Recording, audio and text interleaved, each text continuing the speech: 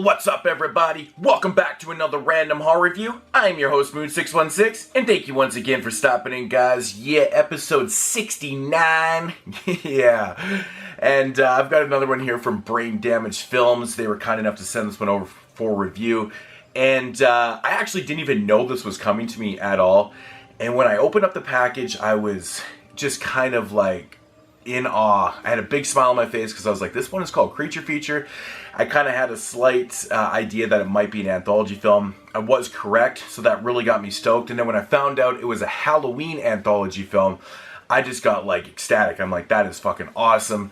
Super, super stoked. So yeah, production from 2015, came out in media in 2016, and it is called, of course, Creature Feature. Such a great title for an anthology film.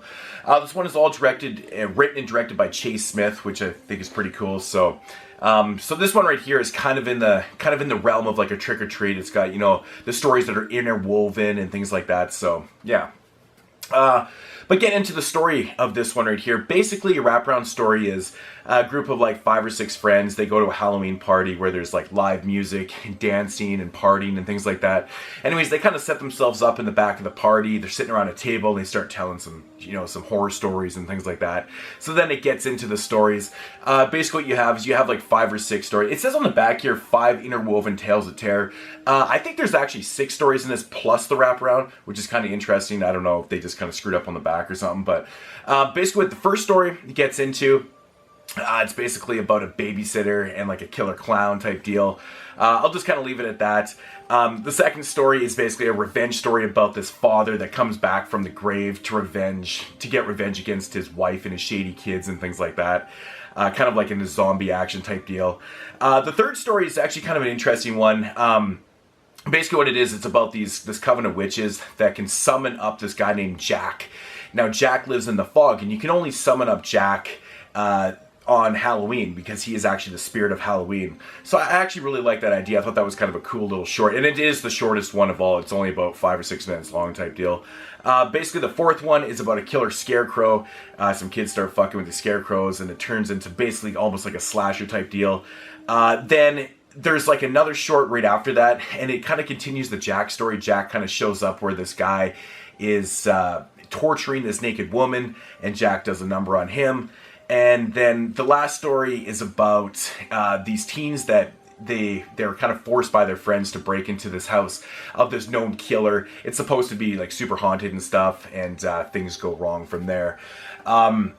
So those are the type of the shorts that you're dealing with in this one. And like I said off the top of the show, they are all kind of interwoven and stuff. Not as like crazy as Trick or Treat or anything, but the stories do kind of relate and then they come full circle and things like that. So, but yeah, you know, this one doesn't run very long. It's only about 80 minutes, so the shorts are quite short in this. There's not a lot of development in the stories like there usually isn't in anthologies, but you know, there's 1 or 2 in here. I would actually like to know more about the backstory, but they're all pretty cool. None of the stories in here are mind-blowing. You can tell by the little synopsises that I gave of each of them.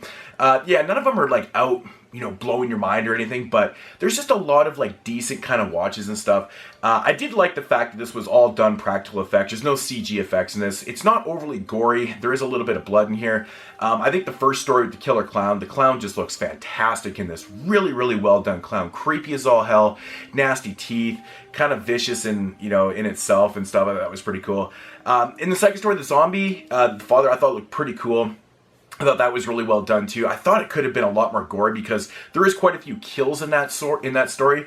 I thought it could have been a little bit gorier, but it is what it is and stuff. Like I said, I like the whole aspect of, you know, the whole spirit of Halloween with Jack and stuff. I thought that was pretty cool. But, you know, overall, not bad. I thought the scarecrow looked pretty cool. Again, could have been a little gorier. Just kind of given like how vicious the approach is in it and stuff. But yeah, you know, there's some positives to this short, or to this anthology and stuff, but some of the negatives I have with this was, I think the soundtrack was one thing that was really kind of bugging me about this. Okay, the wraparound story is about these group of people, friends, that are at this Halloween party, and there's live music and stuff. Now, the band that's playing this type rock music is really good. The music is really good for the, you know, for the wraparound story. Now, but the thing is, my problem is with it, is that they play the music throughout a lot of the shorts, and I don't really think it kind of fits in with that Halloween theme. I think it kind of takes away from the Halloween theme of it and stuff.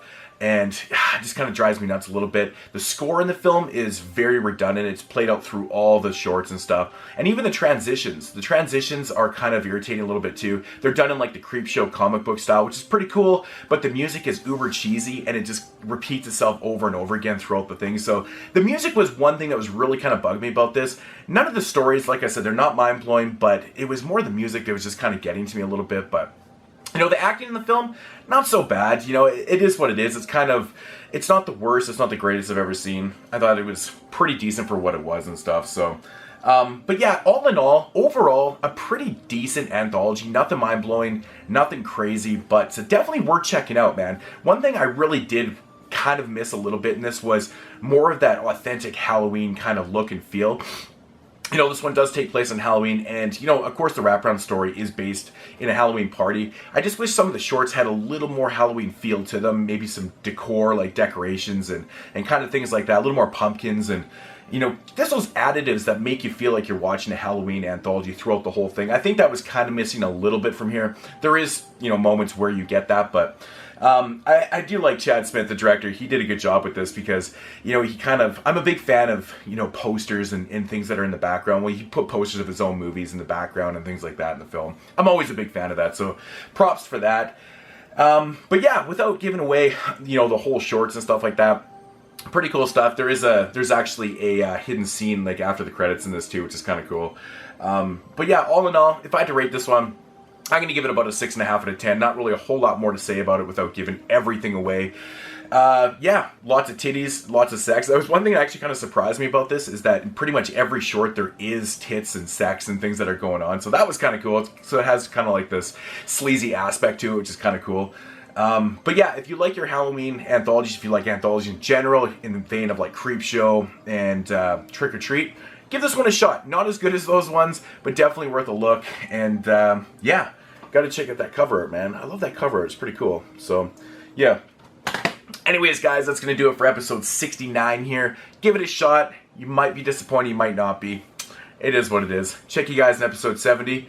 And as usual, peace!